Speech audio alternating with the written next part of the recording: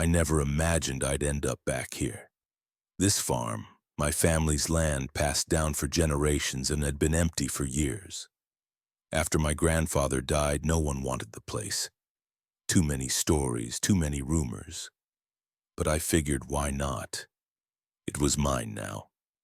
Maybe it was time I tried to make something of it, start fresh. When I first arrived, the fields stretched out like waves of gold bending gently in the breeze. The smell of earth and ripe grain filled the air. It was peaceful, almost like the land was waiting for me. The house creaked in the wind, old and tired, but there was a strange comfort in that. I'd lived in the city for too long. Noise, traffic, people everywhere. Here, at least, the silence was honest. The first few days, everything seemed normal. I spent hours walking through the fields, touching the wheat, feeling its soft rustle between my fingers. The sun warmed my back. I thought maybe I could do this after all. Get my hands dirty, grow something real. But then, little things started happening. At first, it was just the wind, or so I told myself.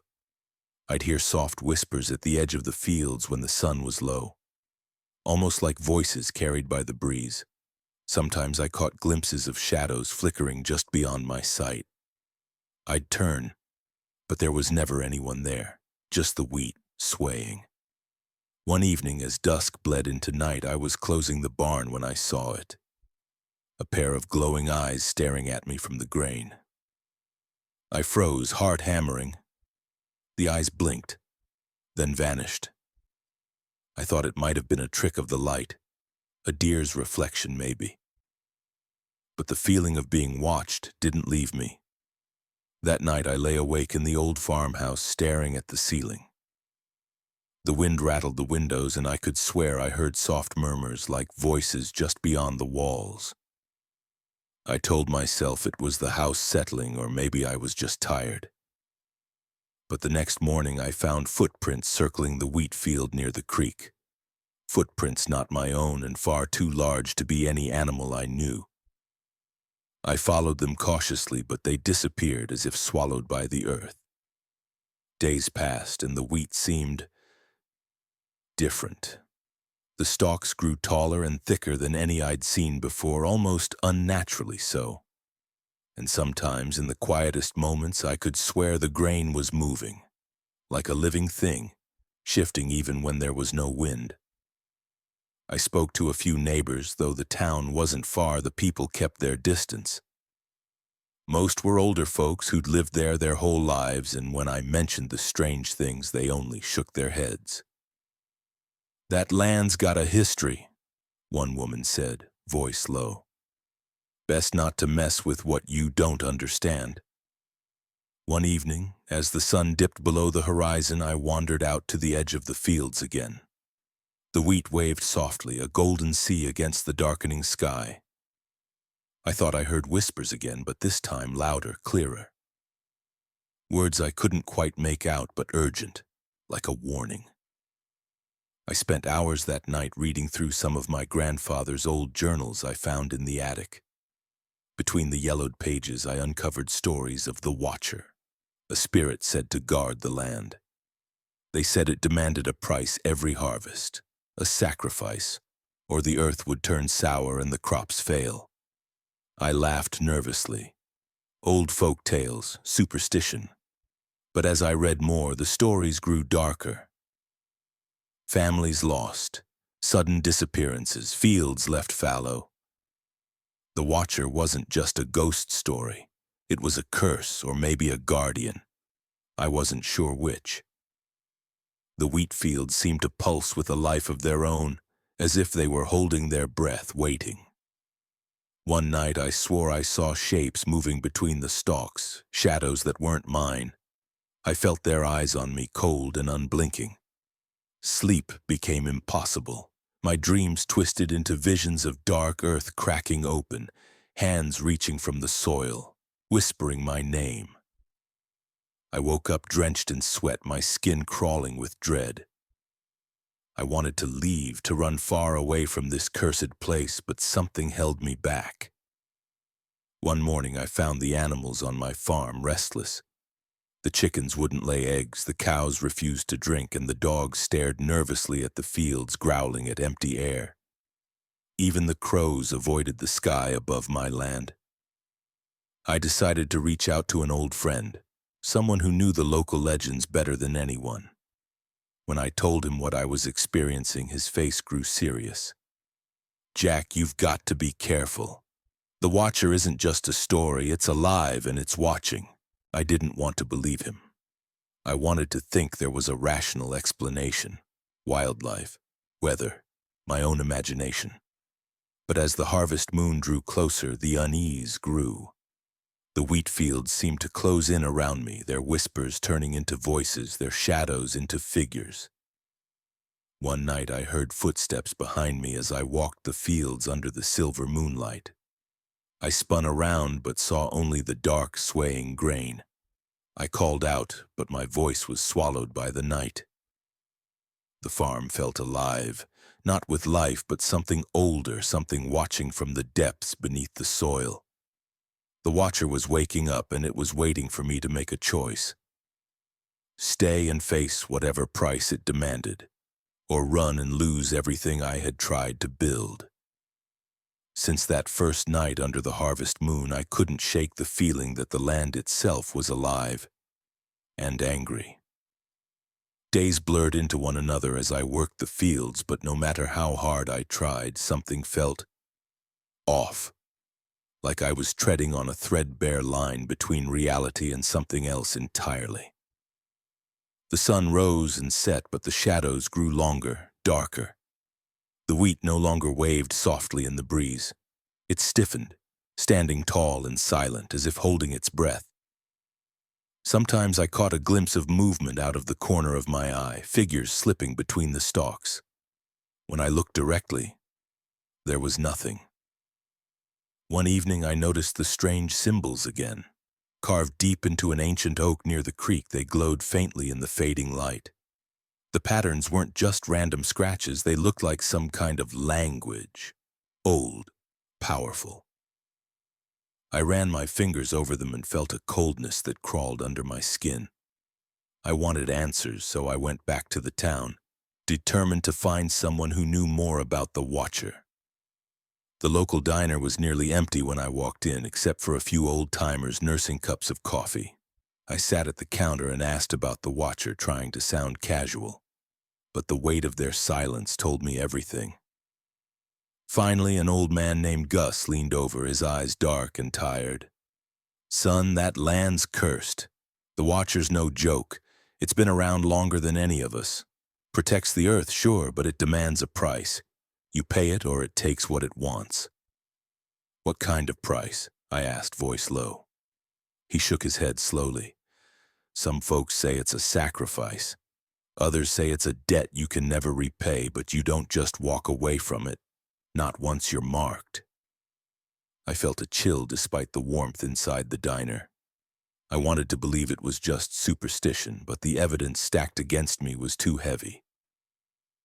Returning to the farm, I found the wheat fields even more unnerving. The stalks whispered louder, almost like they were speaking in a language I couldn't understand. That night I lay awake, feeling eyes watching me through the windows. The next morning I found more strange footprints near the barn, huge clawed marks that dug into the dirt. I tried to trace them, but they vanished right at the edge of the fields. The animals grew restless, their behaviors worsening. The dogs refused to enter the wheat. The cows huddled near the barn, eyes wide with fear. Even the crows refused to land on the fence posts, their caws sharp and urgent. One afternoon I went into the fields with my camera, hoping to catch something, anything that I could explain. As I snapped photos, a cold wind swept through the wheat, making it ripple like a dark sea.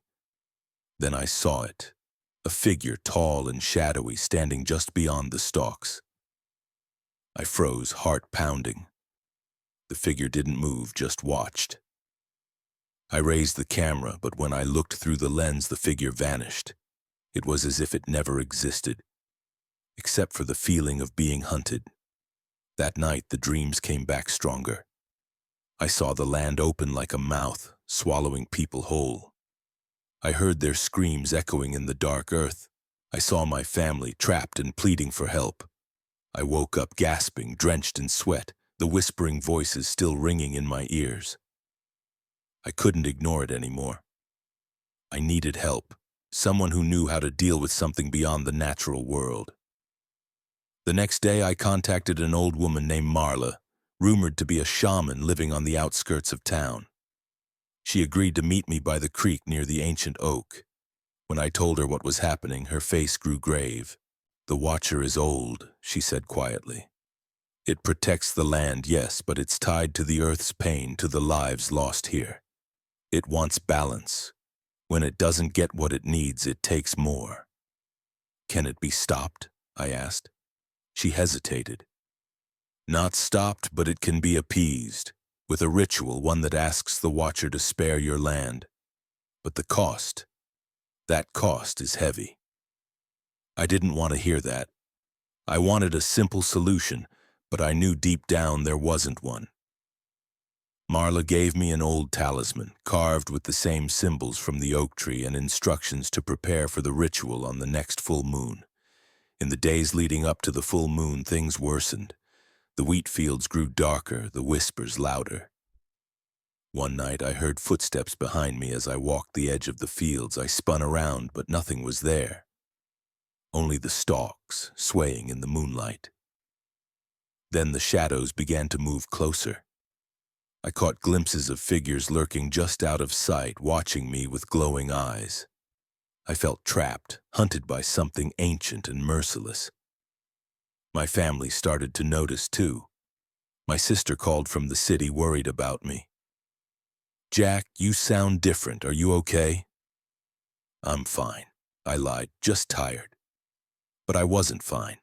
I was scared, and I was running out of time. The night before the full moon, I found one of my dogs missing.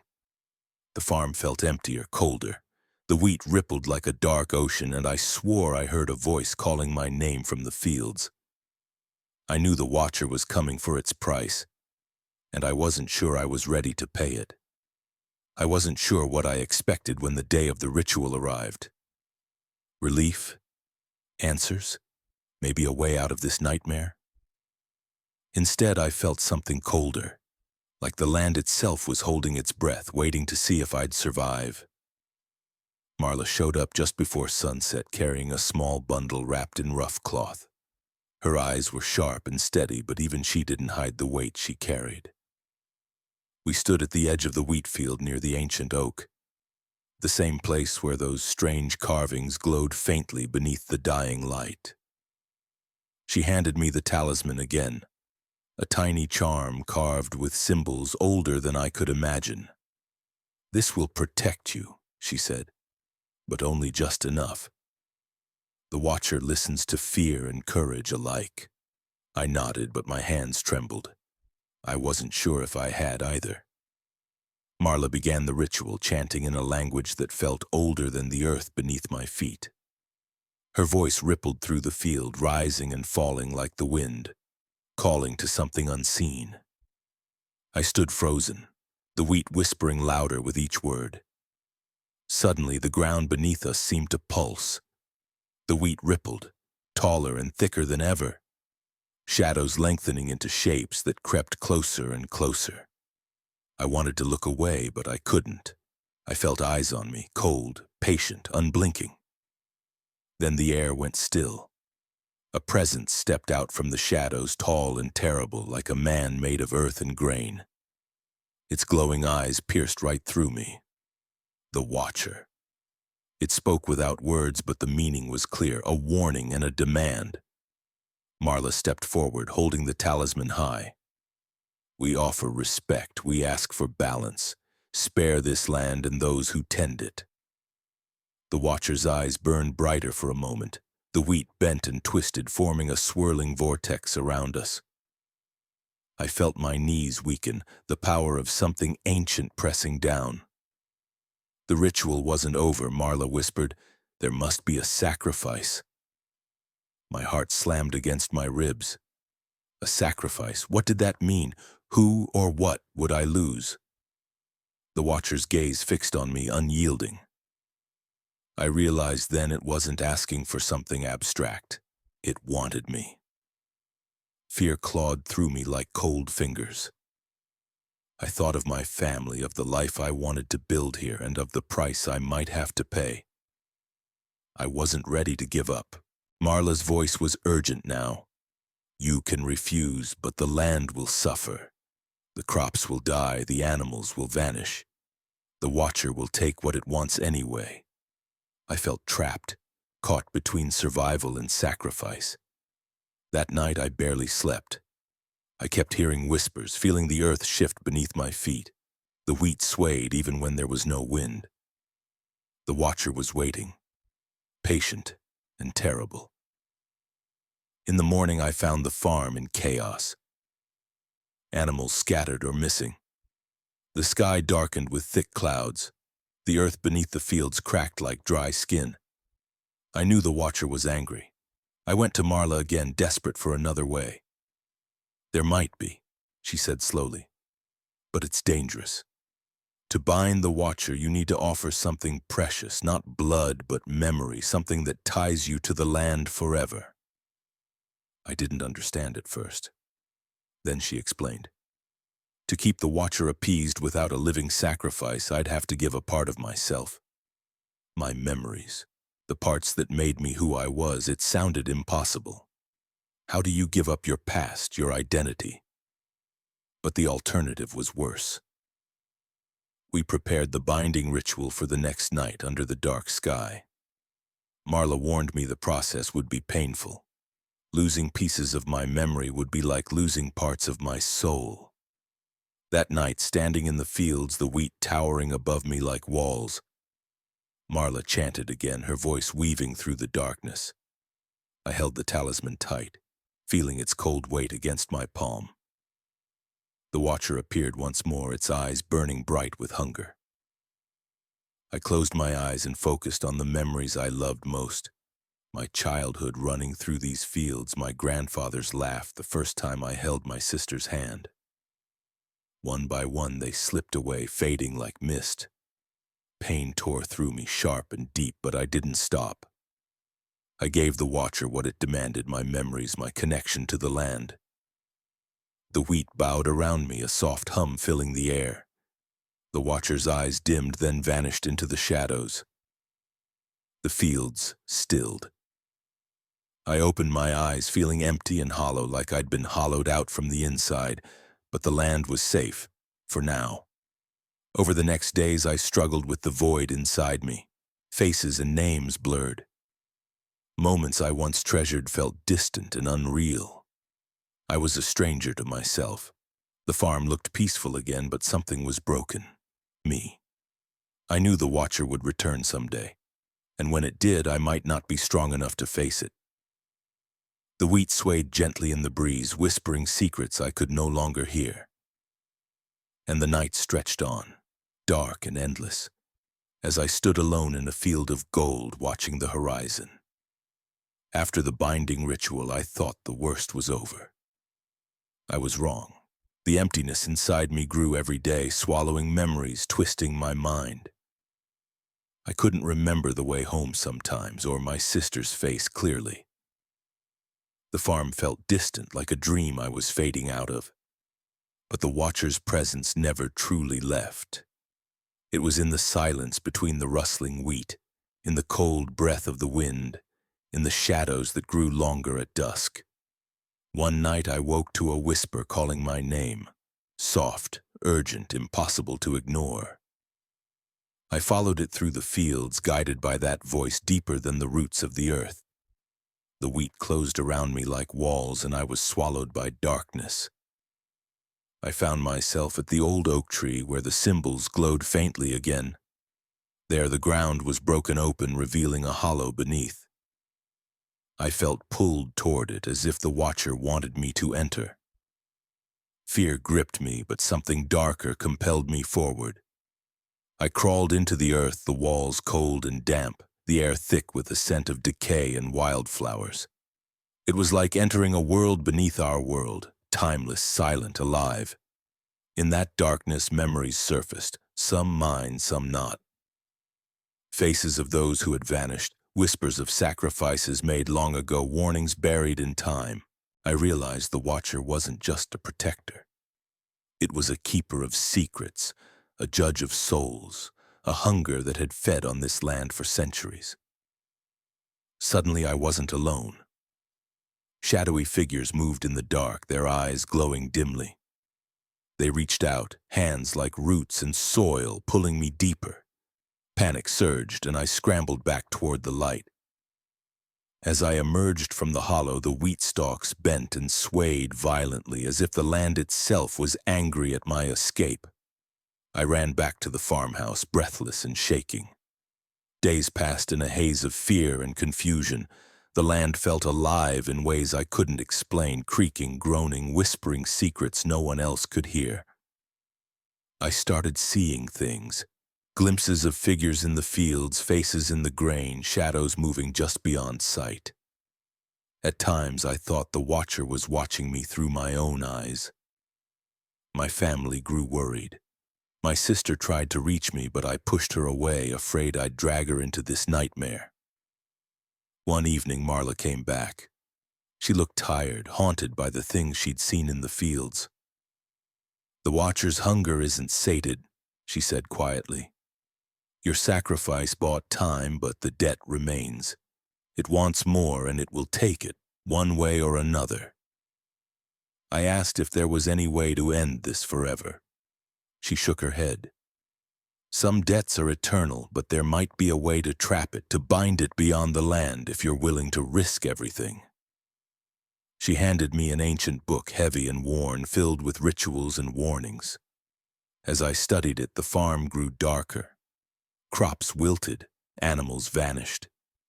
The sky seemed to close in. One night the Watcher came again, not as a towering figure, but as a whisper, a breath, a shadow at my window.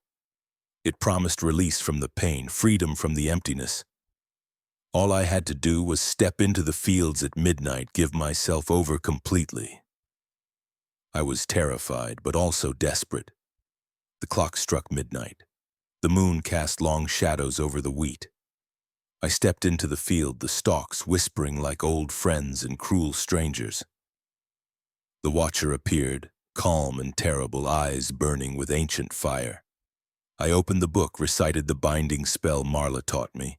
The wheat twisted and roared, the ground shaking beneath my feet. The Watcher lunged, and I felt myself pulled apart, mind, body, soul stretched thin. Then silence. I woke up in the farmhouse, alone. The fields were still, the wheat golden and calm. But I knew the Watcher was gone, or was it trapped? I felt empty, hollow but free. Or so I hoped. Because sometimes when the wind blows just right, I still hear the whisper of wheat, calling my name. And I wonder if the Watcher is waiting. For me, or for someone else. I thought that once the Watcher was bound, everything would return to normal. But normal was a fragile dream I could no longer hold on to. The emptiness inside me didn't fade. Instead, it spread. A cold, gnawing void swallowing pieces of who I was. My memories continued to slip away like grains of sand through clenched fingers. Days blended into one another. I wandered the farm, a ghost in my own life.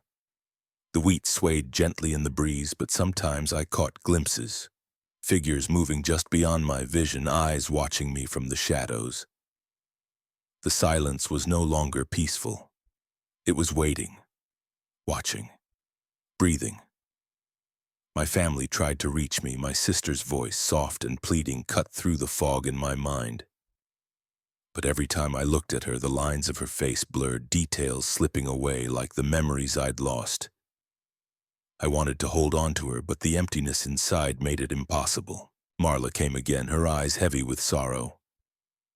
"The Watcher's binding is holding, but at a terrible cost," she said. "You're losing yourself. Each memory you gave up was a thread in your soul unraveling." I asked if there was a way to get those memories back, to reclaim who I was. She shook her head slowly. Once given, memories don't return, but sometimes the past finds a way to remind us. That night I dreamed of the wheat fields under a blood-red moon.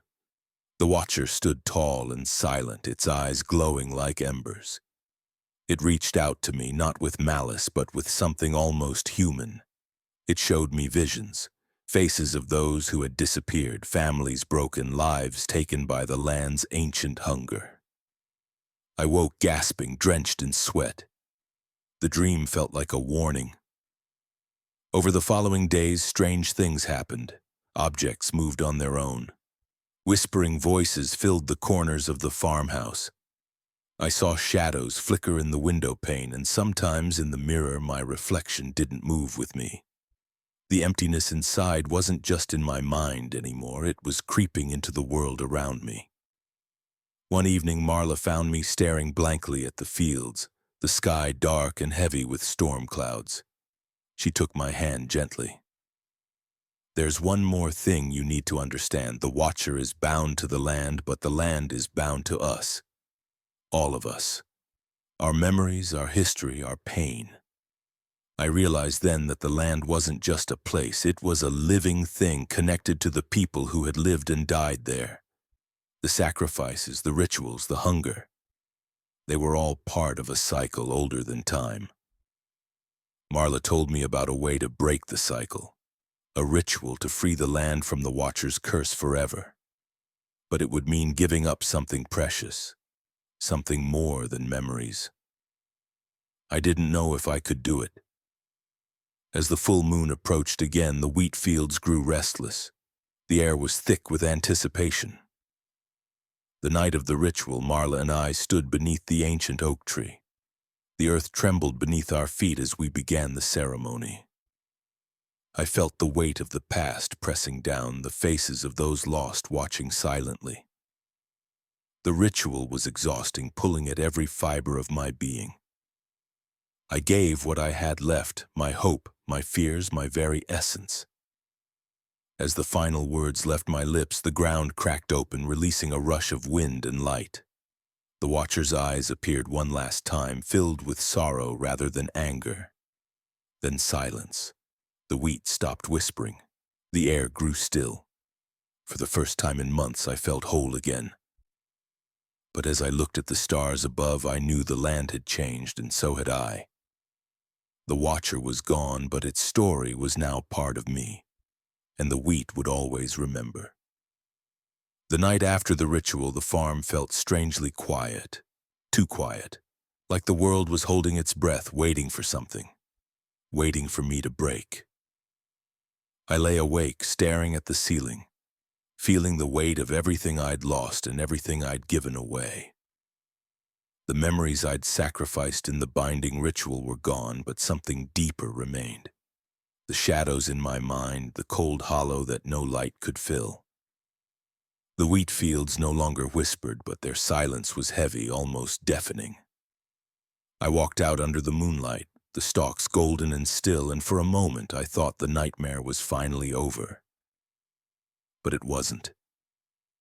In the days that followed, the changes came slowly at first. Small things, items misplaced, doors left open, shadows flickering at the edges of my vision. I told myself it was just my imagination, the after effects of everything I'd been through. But then the dreams started, dreams of the Watcher, no longer a towering figure in the fields, but a presence inside me, a darkness that pulsed beneath my skin, whispering secrets I didn't want to hear. I'd wake up gasping, my heart pounding as if something was trying to escape from within. My family noticed the change too. My sister's concerned eyes searched mine, but I couldn't tell her the truth. How could I explain the emptiness, the darkness clawing at my soul? Marla came back once more, her face pale and drawn. "The ritual freed the land," she said quietly. "But it didn't free you. The Watcher's curse is part of your blood now."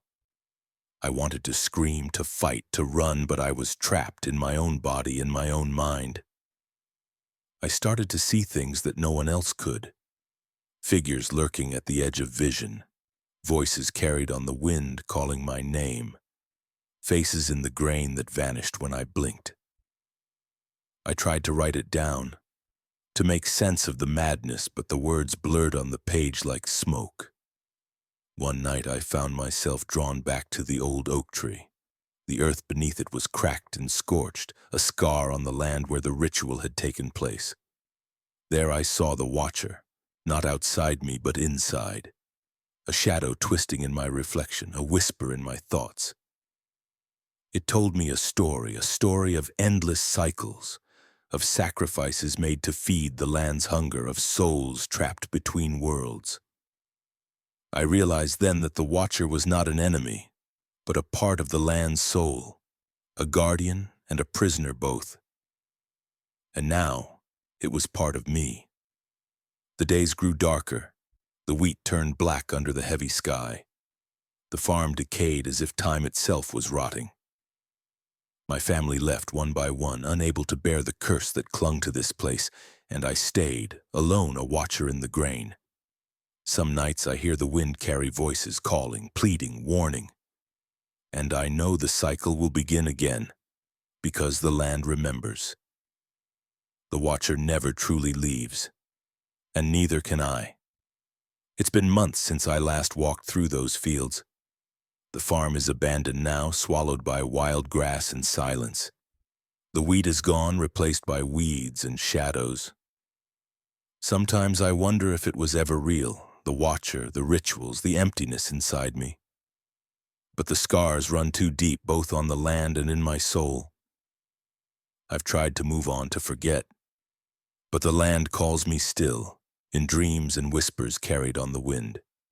The Watcher's voice lingers soft and distant, promising nothing but waiting. I'm no longer the boy who ran through golden fields with hope in his heart. I am something else now, a fragment, a shadow, a memory. And the Watcher? It watches still, waiting, always waiting, for the next soul to wander into the grain, for the next story to be written in the silence, for the next Watcher to rise. And maybe someday someone will listen. But for now, all that remains is the wind and the wheat and the watching eyes in the grain.